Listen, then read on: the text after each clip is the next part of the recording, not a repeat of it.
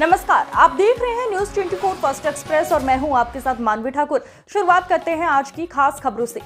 जनता की अदालत एनडीए प्रत्याशी श्री चंद्र प्रकाश चौधरी, गठबंधन प्रत्याशी मथुरा महतो, निर्दलीय प्रधान जयराम महतो, मथुरा महतो, चंद्र प्रकाश चौधरी कांटे की टक्कर के बीच जयराम महतो भी हुए शामिल। फैसला जनता के हाथों में। न्यूज 24 फर्स्ट एक्सप्रेस से अजय चौरसिया की खास रिपोर्ट। जिंदाबाद जिंदाबाद बाबू जिंदाबाद जिंदाबाद जिंदाबाद। काफी विलम्ब से आने के लिए हम लोग एक बात आपके द्वारा संस्थान समझाना चाहेंगे कि समय अभाव है, फिर भी ये नुक्कड़ सभा में उपस्थित हमारे सभी इंडिया गठबंधन के साथियों, उपस्थित सभी नौजवान भाइयों, बुजुर्गों, आपसे कहना चाहते हैं कि देखिए मात्र बहुत कम समय बचा है। 25 तारीख में चुनाव होना है गिरिडीह का, और मतदाता अपनापन बना भी चुका है कि मत हमें कहाँ था। उम्मीदवार होने के नाते हम आपके बीच आए हैं कि कम से कम हमको देख लीजिए। सभी वो मतदान होता है जो आपके न्यायालय में हम खड़ा है, और ये फैसला करना आपका काम है। और आप किस विचारधारा के साथ हैं ये भी आपको मालूम है कि हम लोग अभी भी सुनने के हम विधायक हैं और मंत्री भी यहाँ इस राज्य में हम रह हैं। हम आपको ये बताएंगे कि ये जो परिस्थिति आके खड़ा है देश का, इसको अगर आप सरल तरीका से लीजिएगा तो हम उसको बेदखल नहीं कर पाएंगे। जो इस देश में तानाशाही रवैये को अपनाते हुए जहाँ भाजपा गैर शासित राज्य है, वहाँ जिस तरह से इन्होंने काम किया है है वो हमारा राज्य भी इससे वंचित नहीं है। आप लोगों ने तो 2019 में ही डबल इंजन का सरकार कर रहा था। एक इंजन था नवरत जी का और एक था मोदी जी का, लेकिन आपके सहयोग से हम लोग एक इंजन को उसको नष्ट कर चुके हैं 2019 में, और दूसरा इंजन बचा है वो आने वाला दिन 2024 के चुनाव में है। ये इंजन को भी खराब करना है। जब तक ये इंजन रहेगा तब तक हमारा अमन चैन शांति छीने लोगों को तबाह कर देगा। आज तबाह की आज महंगाई चरम पर है। इन्होंने कहा था ना कि हम देश। साथियों, 2014 के चुनाव के बाद 2019 का चुनाव आया। 5 वर्षों का सफल कार्यकाल पूरा करके हम फिर आपके बीच में आए, और फिर हमने अपने कामों की लिस्ट दी। हमारा जो संकल्प पत्र था 2014, जब उसको आप देखेंगे तो आपको समझ में आएगा कि 2014 के 5 वर्षों में संकल्प पत्र के साथ साथ हम लोगों ने कई काम किए। संकल्प पत्र से ज्यादा काम किया नरेंद्र मोदी ने। ऐसा कोई विश्व में कोई प्रधान नहीं है जितनी तत्परता के साथ नरेंद्र मोदी जनहित का काम करते हैं। 2019 के चुनाव में फिर हम आपके बीच में वोट मांगने आए, आपसे समर्थन मांगने आए कि आपने एक बार देश में नरेंद्र मोदी की सरकार को समर्थन दिया, नरेंद्र मोदी की सरकार को बनाने का काम किया, तो जितना काम हुआ, जितना जनहित में काम हुआ, देश की जनता के लिए काम हुआ, भ्रष्टाचारियों पर शिकंजे कसे गए, भ्रष्ट लोगों को पकड़ा गया, जेल की सलाखों के पीछे भेजा गया, आपने देखा होगा। और उसी काम को आगे बढ़ाने के लिए नरेंद्र मोदी ने फिर संकल्प लिया। 2000 के चुनाव के आपके बीच हम लोग फिर आए, और हम लोगों ने नरेंद्र मोदी जी के उस वादे को दोहराया आपके बीच में। न हम खाएंगे न खाने देंगे, देश में हम न खाएंगे न खाने देंगे, और जिन्होंने देश का खाया है उसका वापस लेके रहेंगे। जिन्होंने देश का खाया है, देश की जनता की गाड़ी कमाई के पैसा को अपनी तिजोरी में भरने का काम किया है, उसके पैसे को निकाल के रहेंगे। अभी आपको दिख रहा होगा 35 करोड़ रुपयों का ढेर, 400 करोड़ रुपयों का ढेर।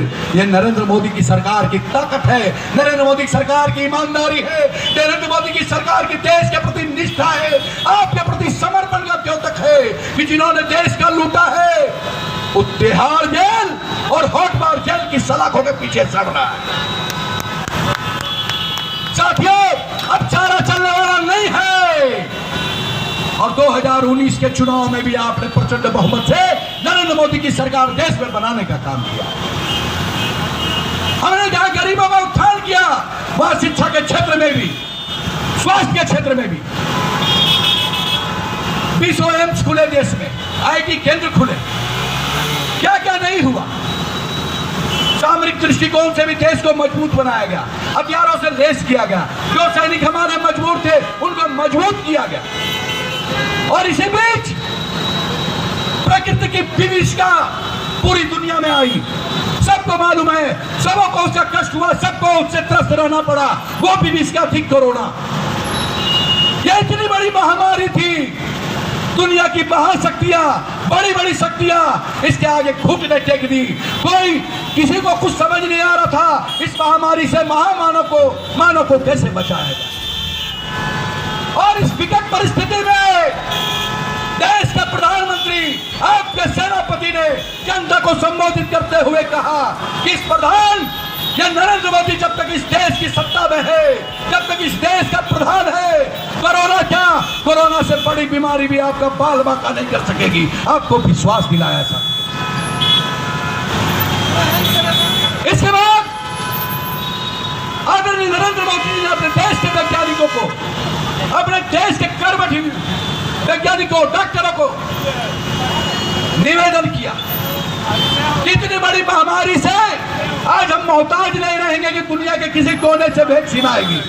हमें खुद अपनी वैक्सीन बना ली है, अपनी दवा बना ली है। और यहाँ के वैज्ञानिकों ने, जब मेरा प्रधान इतना मजबूत है तो यहाँ के वैज्ञानिकों ने भी उनकी बात को मानकर अपने पराक्रम का परिचय दिया और देश में एक देसी वैक्सीन का निर्माण करने का काम किया। जहाँ वैक्सीन के लिए पैसा देना पड़ता था, पैसे से वैक्सीन मिलती थी, और जब वैक्सीन दुनिया में आती थी उसके 10 महीना बाद, 15 महीना बाद, साल भर बाद, 2 साल बाद इस देश को वैक्सीन मिलती थी। दूसरे दर्जे का लोग समझते थे, पूरी दुनिया भारत को दूसरे दर्जा का समझती थी। जब तक देश में अपनी वैक्सीन आई तो नरेंद्र मोदी जी ने कहा कि इस देश की एक एक जनता को बिना भेदभाव किए, चाहे वो किसी जाति, धर्म, संप्रदाय का है, किसी भी वर्ग का है, उसको मुफ्त में वैक्सीन देने का काम किया गया और यहाँ के जीवन को बचाया गया। साथियों, इतने देश के प्रति समर्पित, देश की चिंता करने वाला, देश के गरीबों की चिंता करने वाला, बिना घर के रहने वाले देश के लोगों को पक्के मकान देने का संकल्प लेने वाला, स्वस्थ और इलाज के बिना मोहताज रहने वाले लोगों को 5 लाख का बीमा आयुष्मान भारत कार्ड के साथ देने वाले व्यक्ति को हाथ छूने का समय है। साथियों, ये तो अपने देश की बात है। देश के लिए उन्होंने क्या किया, देश के लोगों के लिए क्या किया, देश के स्वाभिमान के लिए क्या किया, आपको मालूम होना चाहिए। आज नरेंद्र मोदी को रोकने के लिए देश में ही इंडी गठबंधन के लोगों में व्यग्रता नहीं है। देश के, इस दुनिया के बहुत से ऐसे देश हैं जिनको भारतवर्ष के इस चुनाव से मतलब है। वो देश नहीं चाहते हैं कि देश में तीसरी बार नरेंद्र मोदी को बागडोर मिले। वो देश नहीं चाहते। वो दुश्मन देश आज यहाँ षड्यंत्र कर रहे हैं और यहाँ देश के गद्दार जयचंद्र जैसे लोग आज भी उनके संरक्षण में, चाहे वो चाइना हो, कौन सी ऐसी कंट्री है, उसके संरक्षण में देश को अस्थिर करने पे लगे हुए हैं। साथियों, ये लड़ाई लंबी है और ये लड़ाई आपको लड़नी सिर्फ इतनी है, आपको ये लड़ाई ईवीएम के पास लड़नी है। बाकी लड़ाई आपने जिसके हाथ में नेतृत्व दिया है नरेंद्र मोदी, उस लड़ाई में वो सक्षम है। बाकी लड़ाई वो लड़ लेंगे। हमारी लड़ाई बूथ पर है, हमको लड़ाई बूथ पर लड़ना है, हमको जीत बूथ पर लाना है। और ये समय चूक गए तो 5 वर्ष हमको क्या झेलना पड़ेगा आप समझ सकते हैं। साथियों, सरकार बनना तो निश्चित है। 273 के आंकड़े के जादुई आंकड़े में सरकार बन जाएगी। पूर्व में भारतीय जनता पार्टी के पक्ष में आपने 303 सीटों का समर्थन दिया है। सरकार तो निश्चित रूप से नरेंद्र मोदी के नेतृत्व में बननी है, लेकिन आपको समझना होगा कि इस बार आदरणीय नरेंद्र मोदी जी ने 400 पार का नारा क्यों दिया है। ये 400 का मैं हूँ आपके साथ अजय चौक। आज हमारे निर्दलीय प्रत्याशी श्री जयराम महतो जी हमारे बीच उपस्थित है और मैं ये जानना चाहता हूँ, ये सभी लोगों के बात पर और ये अपने मनों को लेकर के, खतियान को लेकर के सन 1932 से जो लागू है या 28 से क्यों नहीं हो रहा है, पहला मुद्दा। दूसरा मुद्दा है जो जिस तरह से केंद्र सरकार महंगाई पर और तीसरी ये है कि एक तरफ भ्रष्टाचारी सरकार है, उसके विषय में ये उठे हैं। और मैं इनसे जानना चाहता हूँ, सर आप अचानक ये आपने नॉमिनेशन फाइल की, नॉमिनेशन के बाद में आपका अरेस्टिंग भी हुआ था, उसके बाद फिर आपने बहुत जोर शोर से पब्लिक के दिल में छा गए हैं। मैं आपसे इसी बात को लेकर के आपके पास आया हूँ, आप जरा इसके बारे में हमें समझा दें। देखिए, सबसे पहले मैं बता दूं कि मैं जयराम महतो का एक छोटा मोटा समर्थक हूं और हम लोग स्पष्ट रूप से जो है कि आपका प्रथम ये सवाल था कि 1932 खतियान लागू क्यों नहीं हो रहा है। मैं आपको बता दूं कि 1932 खतियान या आपका नियोजन नीति, रोजगार नीति इसलिए लागू नहीं हो रहा है क्योंकि आपको पता है कि हमारे सरकार कई बार लागू करने का प्रयास किया, लेकिन राज्यपाल के पास जाने के बाद वहां से वापस हो जाता है। आप सभी को पता है कि वर्तमान समय में राज्यपाल किनके इशारे पर कार्य कर रहा है। और रही बात है कि सबसे बड़ा चीज, मान लीजिए कि अभी वर्तमान में दर्शकों को, यहाँ के ग्रामीणों को एक ही सवाल होता है कि आप लोग झारखंड हित का बात करते करते आप लोग देश हित का बात क्यों कर रहे हैं और आप लोग एक सीट ला करके केंद्र में क्या कीजिएगा। देखिए, इसका उत्तर मैं देना चाहता हूँ। स्पष्ट रूप से मैं आपको बता दूं, आपके माध्यम से संपूर्ण दर्शकों को बता दूं कि आप ये जानते हैं कि हमारा जितना भी नियम है, स्थानीयता का है, 1932 खतियान का है, रोजगार नीति का है, उद्योग नीति का है, सबका सब नियम जो है कि आप वहां से पास होने के बाद, विधानसभा से पास होने के बाद जो है राज्यपाल के पास जाता है और राज्यपाल जी उसको रद्द कर देते हैं। तो स्पष्ट रूप से जो है कि इसको रद्द इसलिए कर देते हैं क्योंकि ये 9वीं अनुसूची में शामिल नहीं है। मैं आपको बताता हूँ, क्या झारखंड के मुद्दा को केंद्र में बहस नहीं होना चाहिए?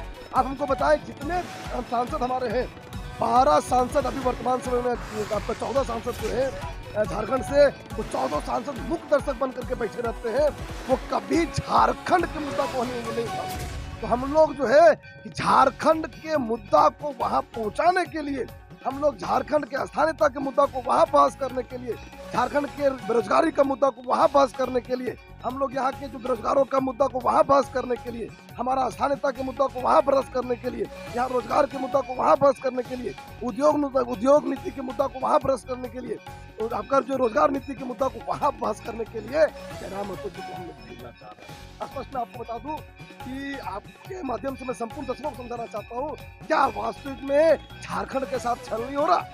अगर हम एक युवा है, हम रोजगार के लिए अगर बिहार सरकार के पास जाते हैं तो संपूर्ण भारत को मात्र 5% वहाँ रोजगार मिलता है, लेकिन वही अगर झारखंड में रोजगार की बात हो तो संपूर्ण भारत के लिए रोजगार खो दिया जाता है। आखिर एक चीज को बताइए चाचा, मान ले हम सब किसान परिवार से हैं, अगर किसान परिवार से हम लोग हैं तो क्या करते हैं? हम लोग करते ये है कि अपना अगर किसान को अपन गरू के, छागर के जब चारा दिए को है तो चारा दिए खातिर पहले कहा करो कि हम घोरान घोर दो, ये मान ले कि हमें एगो बेड़ा लगाए तो वो ये कि भैया अपन अंदर करके हम चारा दो। एक जानवर के हम लोग अंदर चारा कर कह देते हैं कि दूसर के गोरू, दूसर के छागर हमर जो है घास पुआर ना खाए जाए। तो जब मान लिया कोई जानवर के हमें घास पुआर के अपन छागर के पढ़ू तो वो ये भैया जब हमर अपन राज्य के तो का यहाँ के बच्चा के, यहाँ के युवा के हम अपन अंदर करके रोजगार ना दे सको। ये अगर हमें अपन अंदर रोजगार की बात करोगे, हमें अपन कुरान की बात करोगे, स्थानीयता की बात करोगे, और रही बात है कि स्पष्ट को बताइए, चंद्रप्रकाश चौधरी जी आपका यहाँ आकर के चुनाव लड़ रहे हैं, आखिर क्या मजबूरी रहा? आखिर क्या मजबूरी रहा उनको कि वो अपना हजारीबाग छोड़ दिए? क्या मजबूरी रहा कि अपना रामगढ़ छोड़ दिए? क्या मजबूरी रहा कि जाकर के आपका जो है बरही छोड़ दिए? अरे भैया अपना घर से तो चुनाव लड़ सकते थे, आखिर गिरिडीह उनका क्या मजबूरी था? और बहुत सारे लोग बोलते हैं नहीं कि जयराम महतो आपका जो है कि धनबाद से चुनाव लड़ना चाहिए। अरे जब उनका घर गिरिडीह लोकसभा में, जब उनकर माँ, धिया, बाप, चाची, चाचा, पोतिया, भाई, गांव, गिरा सब गिरिडीह लोकसभा में, वो धनबाद का है लोग चुनाव लड़ता। स्पष्ट रूप से आपके माध्यम से संपूर्ण दर्शक, संपूर्ण जनता, संपूर्ण गिरिवासियों से अपील करना चाहते हैं, नम्र निवेदन करना चाहते हैं कि अपने झारखंड के बेटा को, अपने झारखंड के मुद्दा उठाने के लिए आप एक बार लोकसभा भेजे। स्पष्ट रूप से आपको अपील करता हूँ, एक समझ लेते था, अगर एक व्यक्ति अगर जिनका मतलब जो है कि माँ बाप के टूअर रहता है, उसको पालना कितना मुश्किल होता है। अरे वो बाप जैसे जन्म लड़के लोग बाप मर गए, जन्म के कुछ दिन के बाद अगर बाप मर गए, पता कर कितना संघर्ष करने के बाद जयराम महतो उठल होगा। कितना संघर्ष करने के बाद जो है कि वो पढ़ाई कर पाया होगा, कितना संघर्ष करने के बाद उसको रोटी मिला होगा, और उस संघर्ष के बाद जो है कि आज यहाँ पहुँचा है। मैं आपको बताता हूँ कि अगर जयराम महतो जी किसी कारणवश से हार जाते हैं या उनको जो है कि किसी तरह दिक्कत होता है, फिर से एक गरीब का बच्चा कभी ये आवाज नहीं उठा पाएगा, ये अपने अंदर सपना नहीं पाल पाएगा कि हम भी सांसद बनेंगे, हम भी विधायक बनाएंगे। जयराम महतो सिर्फ और सिर्फ वो अपना प्रतिनिधित्व नहीं कर रहे हैं, हर एक झारखंड के हर एक युवा को अंदर से हिम्मत दे रहे हैं कि तुम भी उठो, तुम भी विधायक बनो, तुम भी सांसद बनो, इन भ्रष्टाचारियों को बाहर करो और बाहर का रास्ता दो।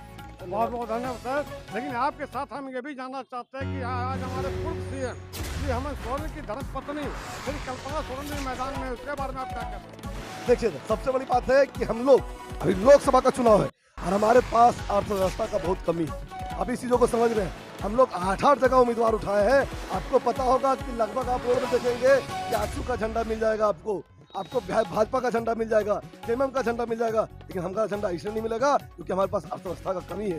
अर्थव्यवस्था की कमी के कारण जो है कि हम लोग सिर्फ और सिर्फ आपका लोकसभा में फोकस कर पा रहे हैं और किसी अन्य जगह पर फोकस नहीं कर पा रहे। हम लोग का ये चाहत है कि हम लोकसभा से 2 प्रतिनिधि, 1 प्रतिनिधि, 3 प्रतिनिधि पहले वहां भेज ले, उसके बाद हम लोग संपूर्ण आपका आने वाला आपका झारखंड विधानसभा चुनाव स्पष्ट रूप से जो है कि आपका कहना मैं समझ रहा हूँ, लेकिन क्या जो हम झारखंड विधानसभा जो चुनाव लड़ेंगे क्या वो जेएमएम के प्रति नहीं होगा? क्या वो? आज की खबरों में बस इतना ही। देखते रहिए न्यूज़ 24 फर्स्ट एक्सप्रेस। नमस्कार।